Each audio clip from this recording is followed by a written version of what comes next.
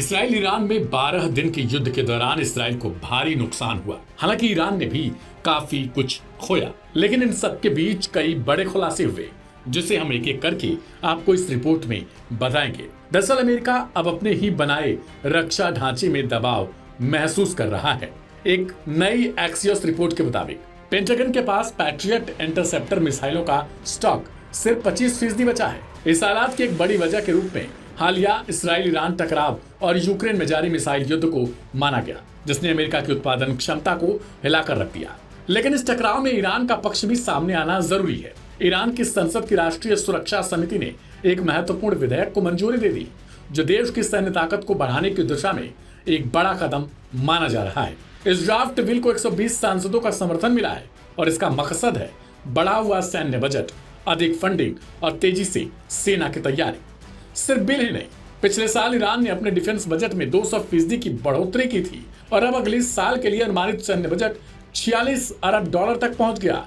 यह दिखाता है कि तेहरान अब किसी भी संभावित खतरे को हल्के में नहीं ले रहा। इस विधेयक की तैयारी में ईरान के शीर्ष सैन्य अफसर, रक्षा मंत्रालय और रिवॉल्यूशनरी गार्ड्स के कमांडर भी शामिल रहे।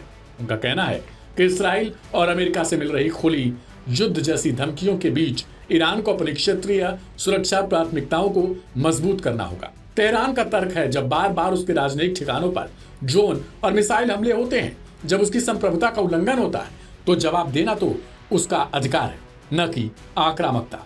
इसी साल अप्रैल में दमिश्क स्थित ईरानी काउंसलेट पर हमले के बाद ईरान ने इसराइल पर मिसाइलें दागी, लेकिन उसने यह कार्रवाई पहले से चेतावनी देकर की ताकि जान माल की क्षति कम हो। ईरान ने इसे संतुलित और सीमित प्रतिक्रिया बताया।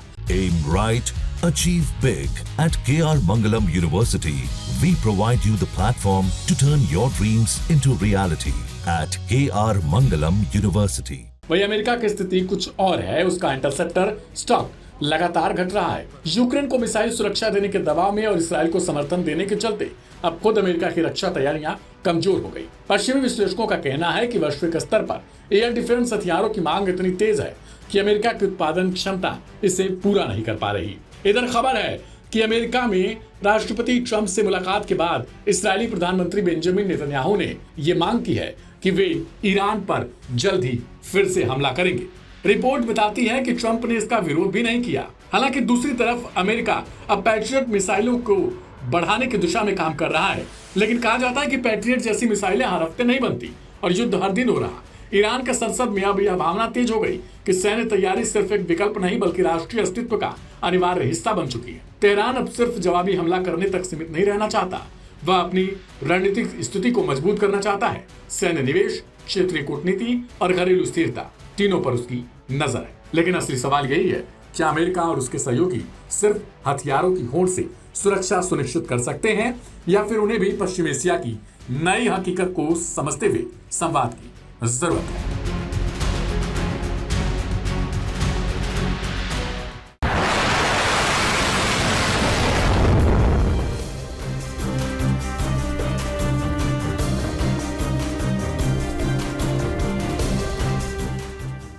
रेड सी एक समय का व्यस्त व्यापारिक समुद्र मार्ग जो अब धीरे धीरे युद्ध क्षेत्र में बदलता जा रहा है, क्योंकि लाल सागर में हूती विद्रोहियों का आतंक बढ़ता जा रहा है।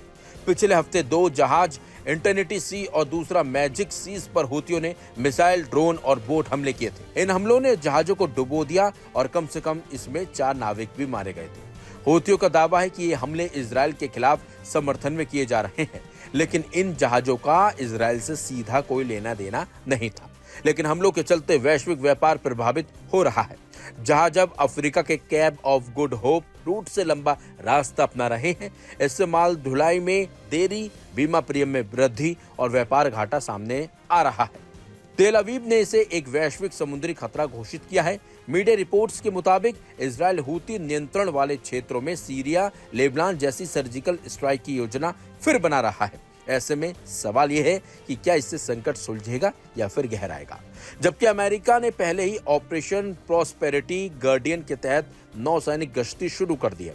यूरोपीय संघ भी ऑपरेशन एस्पाइड्स चला रहा है, लेकिन लगातार हमले ये दिखाते हैं कि ये उपाय अभी तक नाकाफी हैं। वहीं कुछ एक्सपर्ट्स का कहना है कि हूती हमले अब सिर्फ एक क्षेत्रीय संकट नहीं बल्कि अंतर्राष्ट्रीय समुद्री सुरक्षा पर एक खुला हमला है।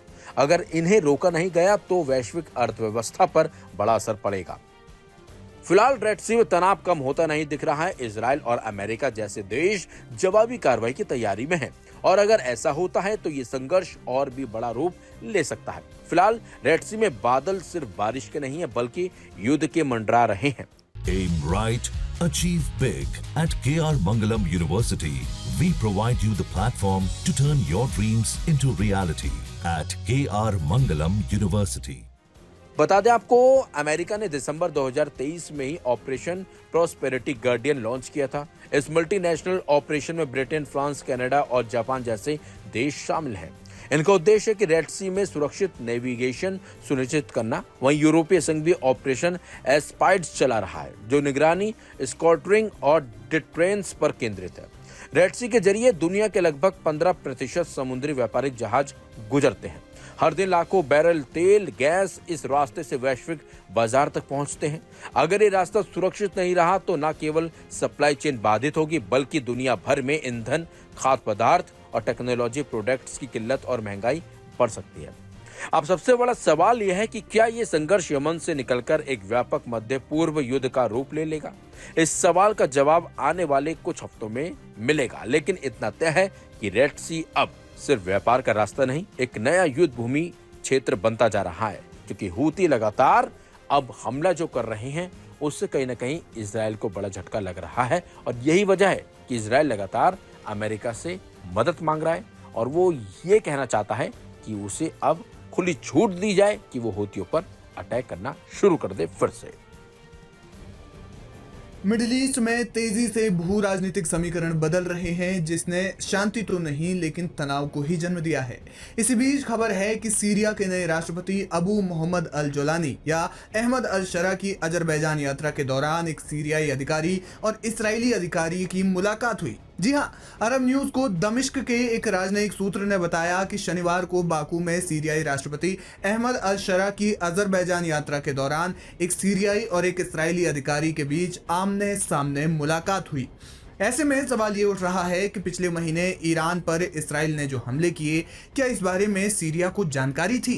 क्या सीरिया के नए राष्ट्रपति जानते थे कि इस्राएल ईरान पर हमला करने वाला है?